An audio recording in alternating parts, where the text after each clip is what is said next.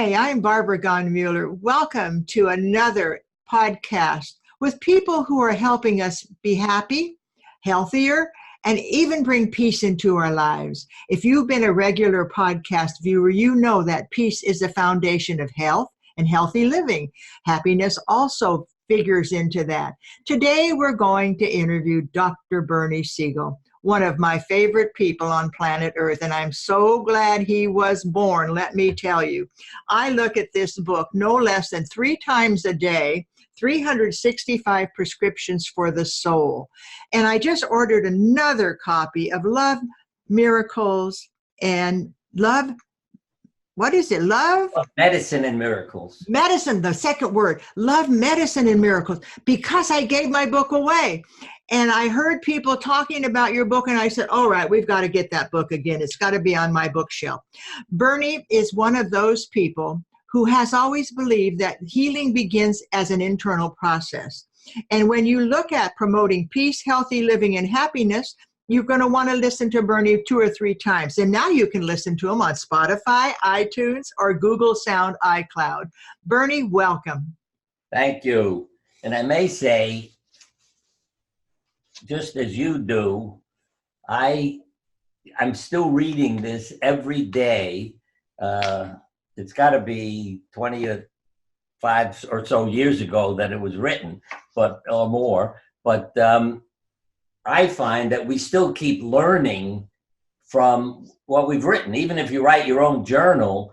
And I'm reading, I found a journal from 1996, a diary I kept. It's wonderful to reread it because of the things that happened on those days and what I learned about them. So that's part of my morning. I have at least 4 books here that, I start with and go on. Well, my late husband, Dr. Robert Mueller, always said, don't lose your wisdom. Keep a pad of paper around. Write down when you're thinking of something because the next few seconds will take it away. Right, Bernie? Our spouses are wonderful editors because I kept my journal hidden because as a surgeon, I experienced so many problems in people's lives, as well as the fact that as a doctor, I couldn't cure everybody. And sometimes they had more trouble because of me if I made an error in a diagnosis or something of that sort.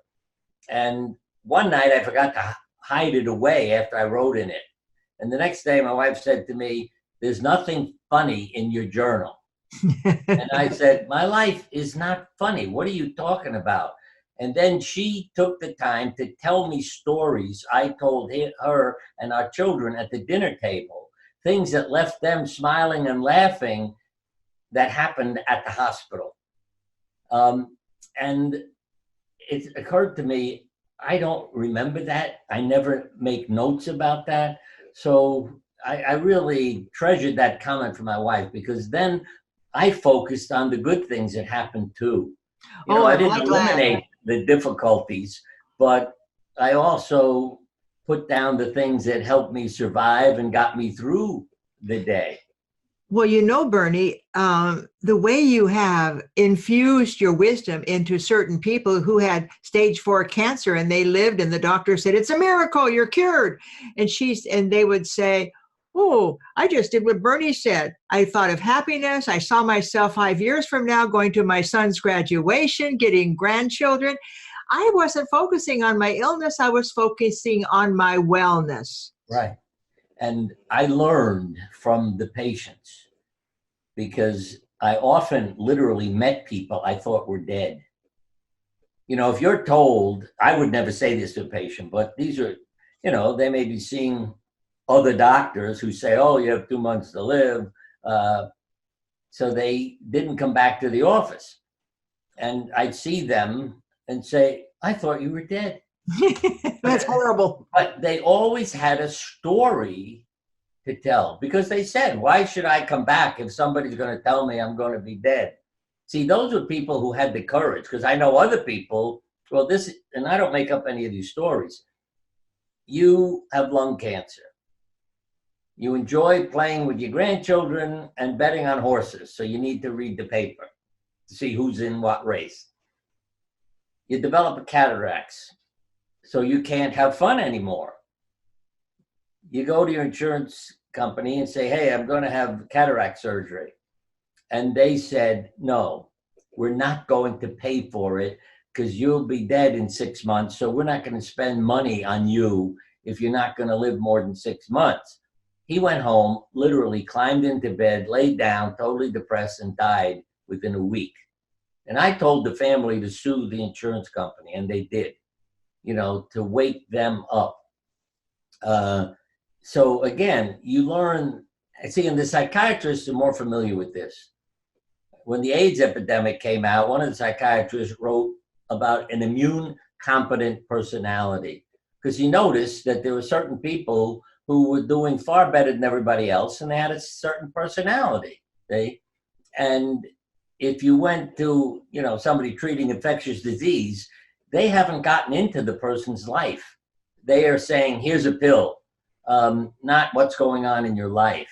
I always say, when you read literally in medical journals, the ads, or you see them on television, say, I'm depressed. I went to my physician, he prescribed, such and such a drug. I feel better now. I've written to companies and said, why don't you have the doctor say to the patient, tell me what's getting you depressed? What's happening in your life? I mean, what if somebody's house burned down and their family's killed? You go to a doctor, you say, I'm depressed, here's the pill. He doesn't say why, what's happened. And, they never change the ad or answer my letters. But it's the sad part. And let me add one more thing. After I had gotten into survivor personality, I wrote several articles about their dreams, drawings, different things, and sent them to medical journals where they were sent back saying, interesting, but not appropriate for our journal. So I sent it to a psychiatry journal, came back again. This time it said it's appropriate, but it isn't interesting. We know all this. And that's the sad part of medicine. You're treating not a person, you're treating a diagnosis. And Jung said that ages ago, that the diagnosis helps the doctor, but it doesn't help the patient. So the psychiatrist learns what Jung called the patient's story, and the doctor is treating the diagnosis. And not Boy, that's not the truth. We all have stories of healing people in our lives because of our attitude and helping them see that there were options to illness and options to dying from cancer. And we all have to remember that it is a power of suggestion sometimes to get somebody better. I think that it can happen. Let me interrupt you to say, people can go to my website and read Deceiving People into Health. What you're really doing is hypnotizing people. But I'm lying to them, literally. But they believe in me. So they have a wonderful result. And I don't tell them I'm lying when I'm done. They're so happy. I did a lot of children's surgery, and I would lie to the kids for their benefit, like an alcohol sponge. You say, oh, you're lucky. This is a new sponge. It numbs your skin. You don't feel needles. And you rub their skin, and they say, oh, why don't the other doctors use it? Yeah. I mean, they're so thrilled, you see, and you've lied to them. But it's because they have trust in me and their parents, so we can lie to their benefit. And I don't know if that's lying or if that's a hope. Well, I put it that way. Yeah, Bernie. It's in a sense deceiving them for their benefit. Mm-hmm. But I'm with you. To be trained how to talk to people. See, you could I would do a course for doctors on how to talk to the patients if that was the last thing I did. And you can tell me what your office looks like. I mean, colors, outdoor scenes. I always say that there was one doctor I stopped going to because when you were in the examining room waiting for her, all you had on the wall was what you're going to die of. Breast cancer, prostate cancer, heart disease, diabetes, these big posters, from different companies. What the hell? Who wants to sit there reading that while you're waiting for your doctor? What if she had some lovely pictures on the wall, of nature, animals? Or decide to be healthy, a poem, decide to be healthy. Yeah, you could talk about exercise. You could talk about things to do to keep healthy, but not show you what you're going to die of. And it's just crazy. It And is, and I don't know why they don't wise up, because Bernie, you're not the youngest person on the planet, and you've been talking this way for so long, and all those people who believe you get better. all the magazines from the 90s, where I was a cover boy because I caused trouble, says controversial Dr. Love. See, controversial. And most of the article was about people who said he's nuts. You know, it wasn't about sharing my experience. It was all kinds of criticism. Now, today, science has verified the differences. You know, we have so many, well, books now written, your life and your genes, you know, and you can't separate them. And there were books written a while ago too that I loved, that again were about the neurophysiology and hormonal changes and how they affected your life and health. We can't separate our life from our health. You know, I always say the simple example is Monday morning. More heart attacks, strokes, suicides on Monday. Now you'd say, why on Monday? Because everybody gets up. Oh, I hate my job. I hate travel, the traffic. So your body responds to that. I always say your body thinks it's doing you a favor. Oh, we'll have a heart attack. You don't have to go to work for a couple of months then. You know, I mean, it's a crazy thing to say, but you can't separate these things. So that's why I began to learn to people, and this is something simple everybody can do. If you have a health problem or emotional problem, say to yourself, how would I describe this if I had to tell Dr. Siegel what I'm going through? And I'm not saying you tell me I have ulcerative colitis. That's not what I ask you. What's it like to have a migraine, to have ulcerative colitis, or whatever disease? The words that popped out of people, two examples were pressure for a lady who was going to be admitted to the hospital with severe migraine, and failure for a woman who had cancer. So we went into the pressure in her life that needed to be relieved. Turns out to be her marriage. And within about 20 minutes of our discussion, she got up and went home instead of being admitted to the hospital. Oh my gosh. The lady with failure said, oh, my body failed me. I said, that's not my question. How does failure fit your life? Oh, my parents committed suicide when I was a child. I must have been a failure as a child. So these things come out in words or in images. As I said, you say, draw a picture. One reporter thought I was nuts. You know, this is way back when. She's interviewing me, the crazy Dr. Siegel. And I said to her, draw a picture for me. So she did. I look at it. She's got a great big head on herself, which I knew was her, you know, very intellectual. But behind her on the wall in the picture was a clock with one hand pointing at 6. So I thought, I got to get to her. See, I mean, normally I would have said, why is 6 an important number for you? But I thought, let me see what I can do to shake her up. I said, what happened when you were 6 years old? I don't like deadlines. I said, what happened when you were 6 years old? And then came the tears and the sexual, you know, molestation. Yeah. Yeah. And then the interview is very different because it's like, oh, Bernie, I thought he was nuts, and now look what he did. Yeah. And, you know, when people ask you those hard questions, your heart opens up.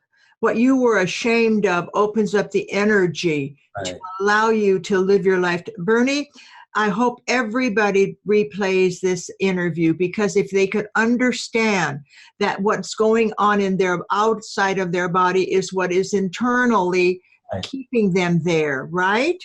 Yes. And one simple drawing they can do, draw a picture of, well, like a medical student, draw yourself working as a doctor.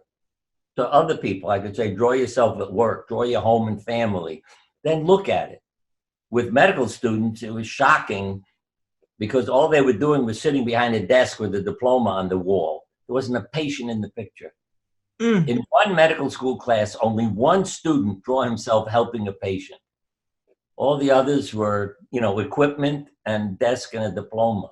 And drawing your home and family. I mean, when a child is depressed and unhappy, and I say to them, draw your home and family. Then I can say to the parents, look how they feel. To the father, you're at work. To the mother, you're in the kitchen. His brother's in the bedroom. He's out in the yard by himself. You're all separated. And they are grateful because they know it's not me criticizing the family, it's them. This was a child who had cancer. And she said to me, I don't get enough time for my family. Oh, no, we're all blah, blah, blah. I said, draw a picture of your family. What did I get handed? The family sitting on a sofa with an empty seat. There were 3 other children. So mom and dad, the 3 siblings, and they're all holding each other. And the child with cancer sitting on a chair all by herself. I hold it up to the parents. I said, look how she feels.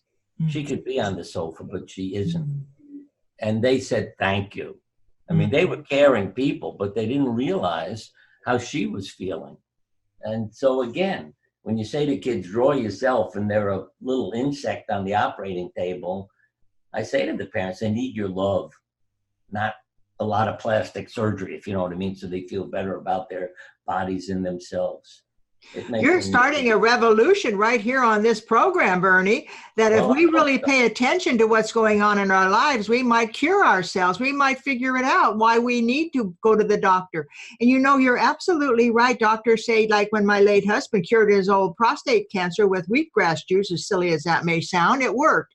Do you know what the doctor said? What are you doing here? I thought you were going to die. And so my husband said, right. I don't want to die. I want to live. And that, I don't know if it was the wheatgrass juice or his attitude. I don't want to die. And he lived 10 years after that. Yeah, don't let me forget. I mean, some more things to tell you, but one that was so funny. I told the family to invite me to the funeral when this guy said, I'm going to Colorado to die in the mountains. It's beautiful. So a year later, and he was told he had 2 months to live. So a year later, I called up to say to the family, you disregarded my feelings. I wanted to come to the funeral, but he answered the phone. And he said, it was so beautiful here, I forgot to die. Oh. And so, the people always have a story. And let me add this so they'll understand. You get well when you're not supposed to, and the doctor says, well, you're lucky, you had a spontaneous remission. That's stupidity.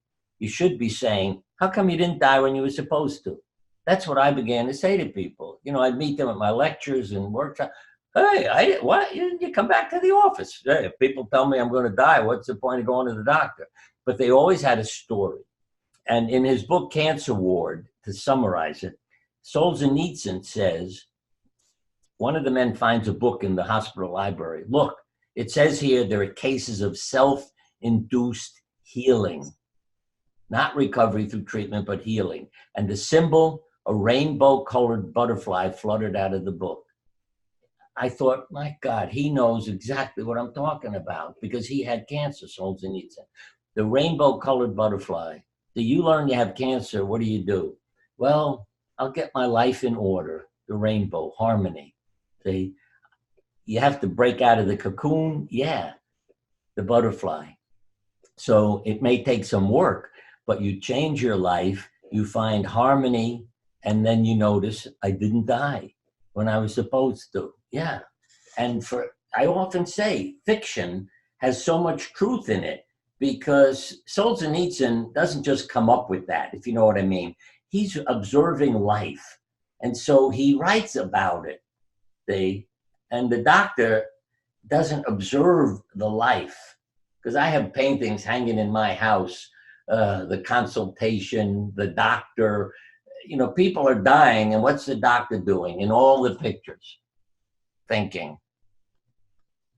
I mean, the child is dying. The father was the artist. And the kid's lying there limp. He doesn't say to the parents, pick it up and embrace your child. Because there are a lot of kids who came back to life, literally, when the parents were told, don't need to be in intensive care unit. Your child is dying here. You can hold your baby. And when mama puts it against her bare chest, everybody's shocked. The kid comes back to life. Yeah. Oh, that connection, that beauty, the love. Bernie, you are just love in motion for people who have illnesses. And I have people who have been on my podcast who were cured, and they say it's because they read your books. Bernie, could you tell us your website? What is your website? Say this, I am only a coach. It isn't because you read the book, it's because you do what it tells you to do, because you're not afraid of failing. You know, we're all going to die someday. But I was amazed at how few people wanted help because, oh, you have to read a book, you have to draw a picture. I'm not an artist. I'm very busy. I don't have time to read a book. And then there are other people who stay up all night and do it. And you know damn well they're going to do well. The website is Bernie Siegel, SIEGEL, MD.com. BernieSiegelMD.com. Right. Now, this is important because when you go to Bernie Siegel MD, is there a period after the M and the D? Can you? No, MD, medical doctor. MD. All right, gotcha. When you go to BernieSiegelMD.com, you're going to get more examples of people who have cured themselves, people who were living in terrible situations because their families' lives weren't working. And all of a sudden they say, wait a minute, I'm going to work on me. I'm going to make me the healthy member of the family. And then all of a sudden things change. And when you listen to Bernie, remember this. The power you have to cure yourself often begins with what, Bernie? Your thoughts, your energy? Taking charge of your life. Mm-hmm. I mean, do what makes you happy. As my mother would say, difficulties are God redirecting you. So you take on and you're there to help the world. Then you take on a different role. And your body responds to it. So go back to what your mother said. Difficulties are there to Well, it used to drive me crazy. Let me say, when I used to come home from school as a kid, I had a horrible day at school. God is redirecting you. Something good will come of this. Oh. Like, I need your help. God is redirecting. God, then I say, Ma, I got to make some decisions about classes and things at school. Oh, do what makes you happy. Ma, I need help. Do what makes you happy. Now, my father's father died when he was 11, leaving 6 children and a wife with nothing because he had tuberculosis and nobody would give him insurance. And my father said one of the most important things that happened to me was my father died when I was 12 years old. It taught me what was important about life. Well, when I heard him say that, one of the best things that ever happened was my father dying when I was 12. But he said, yeah, what it taught me. And he spent his life helping others.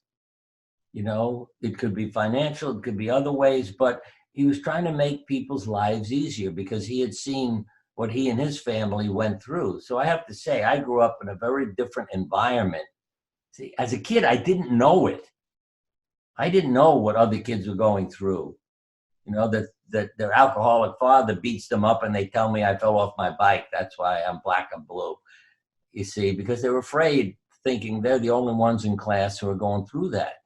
And what we need to also let the kids know is they're not alone, to share your troubles. And really, then school, in a sense, becomes group therapy. You talk to each other, you help each other, you don't lie to each other. That's what best friends are for, too. Share your secrets, share your life. You'll be absolutely amazed at the healthy living and the peace and the happiness that comes from a good friend, and be your own best friend.